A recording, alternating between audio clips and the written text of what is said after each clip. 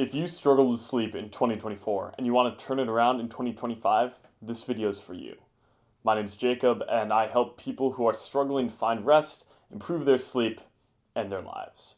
So in this video, I'm going to show you 3 easy, actionable ways that you can really improve your sleep in 2025 and going forwards.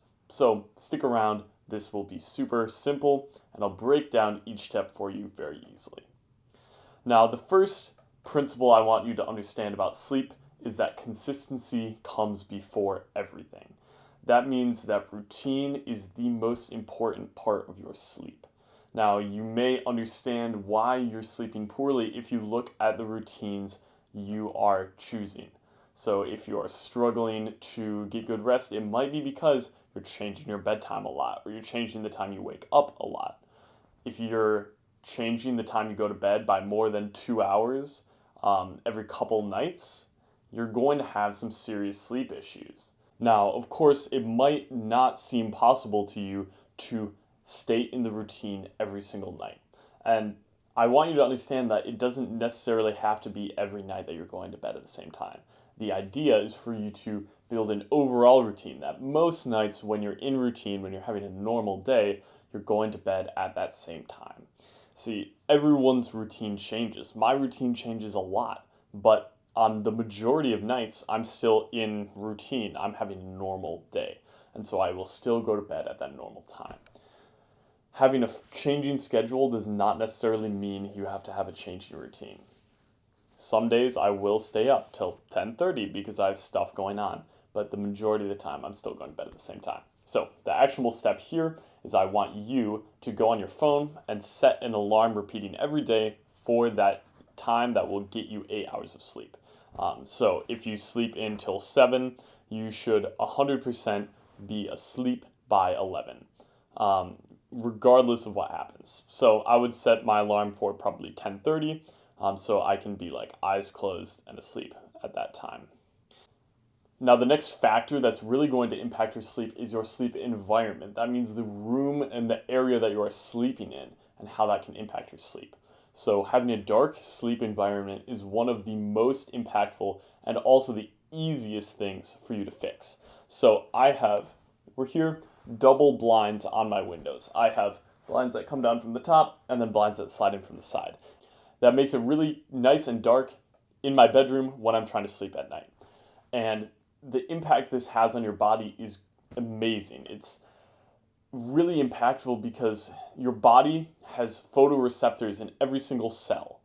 And when those photoreceptors sense light, it tells your body to start waking up or to decrease how deeply it's sleeping. So by having a darker sleep environment, you're able to get deeper sleep and higher quality sleep. If you're struggling to sleep, this may be because you have open windows, so you're getting a lot of light coming in. In our modern day, we have a lot of light pollution, a lot of street lights, a lot of neighbors keeping their lights on until late. And so really shutting that out is going to really impact your sleep and help improve your quality. Now, your action step for this is to simply pause the video, get up, and close your blinds. This is kind of a test of how dedicated you are to improving your sleep. If you will do this, I can say for sure that you will have great improvements in your sleep this year. So close your blinds right now and leave them closed. I don't want you to forget to close your blinds. I was talking to my sister the other day, and she was saying that, sometimes I close my blinds, but not always. I will tell you now it is 100% necessary that those are always closed, because that light coming in, even if it's night, even if the sky is dark, there's still going to be a lot of ambient light getting into your room. So close those right now, come back to the video.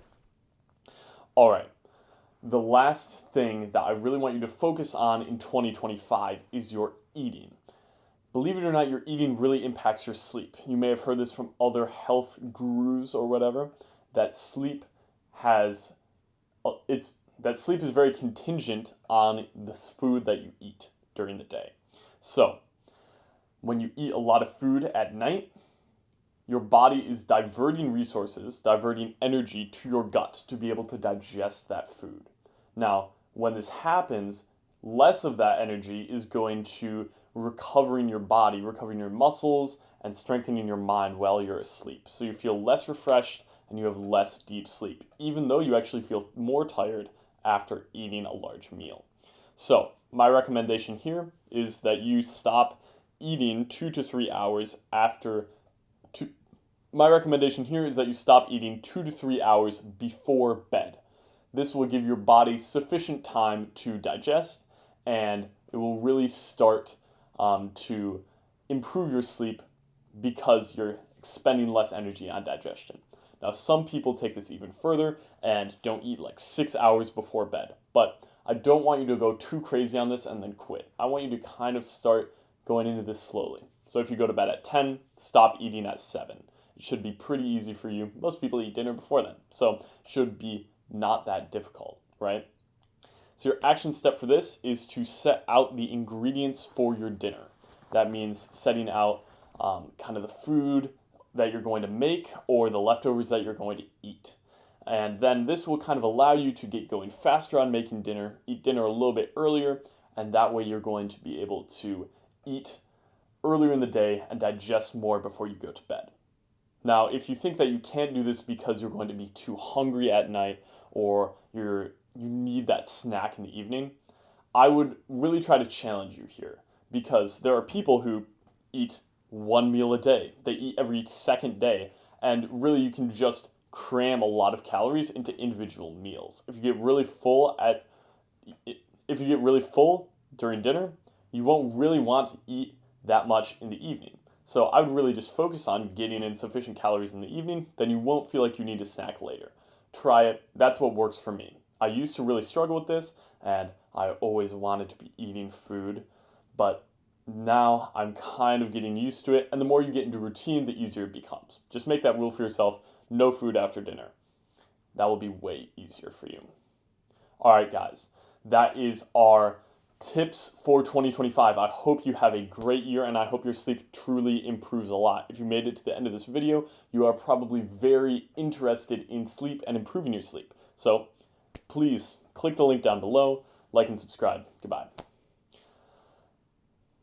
By the way, guys, most of you do not subscribe to this channel. That means that you're not very invested in sleep. And if you want good luck in 2025 improving your sleep, please click the link. Click subscribe down below and you will be able to see more of these videos giving you great sleep advice for the coming year.